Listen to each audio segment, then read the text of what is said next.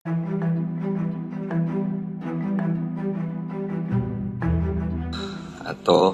munculnya ilmu perundang-undangan di Indonesia itu relatif baru.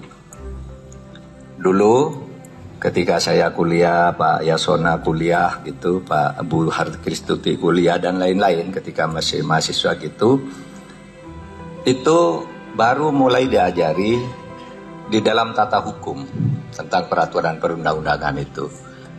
Dalam ingatan kita, sejarah lahirnya ilmu perundang-undangan di Indonesia yang resmi itu baru terjadi tahun 66. Yaitu ketika pemerintah mengeluarkan TAP MPRS nomor 20 tahun 66 yang menyebut jenis-jenis hukum itu minimal atau maksimal atau minimal ini. Undang-undang dasar, TAP MPR, MPRS, lalu undang-undang Perpu, peraturan pemerintah. Waktu itu ada keputusan presiden dan peraturan pelaksanaan lainnya. Sebelum itu tata hukum kita itu kacau. Bayangkan di tahun 45 misalnya ada semua maklumat, namanya maklumat nomor X yang ditandatangani oleh wakil presiden bisa mengubah undang-undang dasar dari kedudukan Komite Nasional Indonesia sebagai pembantu presiden menjadi parlemen yang disusul dengan maklumat pemerintah 16 Oktober tahun 45. Maklumat bisa mengubah undang-undang dasar. Lalu ada waktu itu hukum darurat, undang-undang darurat, ada perpu, macam-macam. Bahkan di daerah dulu ada undang-undang pemilu daerah Kediri, ada undang-undang pemilu daerah istimewa Yogyakarta, macam-macam. Sehingga pada waktu itu dianggap kenapa sih pada masa Orde Lama itu hukum kacau? Karena kita tidak punya ilmu perundang-undangan. Maka lahir TAP MPRS nomor 20 tahun 66 yang kemudian berkembang. Sesudah TAP MPRS itu saya, Pak Yasona, Bu Harkristuti dan lain-lain yang agak senior ini, di mata kuliah itu ada mata kuliah baru namanya PTHI, Pengantar Tata Hukum Indonesia. Sebelum itu namanya Pengantar Ilmu Hukum, lalu ditambah PTHI. Nah, di PTHI itulah mulai diajarkan tentang sumber tertib hukum, tentang hierarki perundang-undangan, tentang materi muatan peraturan perundang-undangan, terus berkembang. Diperkuat kemudian TAP MPR nomor 3 tahun 78 tentang hubungan dan tata kerja antar lembaga negara. Lalu ada undang-undang tentang pembentukan peraturan perundang-undangan, kalau tidak salah nomor 10 tahun 2004 sampai sekarang ini nomor 12 tahun 2011 yang kemudian diperbarui lagi dengan yang terakhir nomor 15. Lalu itu apa semua? Saudara, itu karena dulu kita tidak punya tata hukum. Nah sekarang ini sudah ada dirjennya. Dulu tidak ada. Dirjen peraturan perundang tidak ada dulu. Karena dulu ya sudah, orang ingat datang kantor parlemen, oh harus ada ini, dibuat surat aja lalu jadi hukum. Seperti maklumat nomor X itu kan jadi hukum.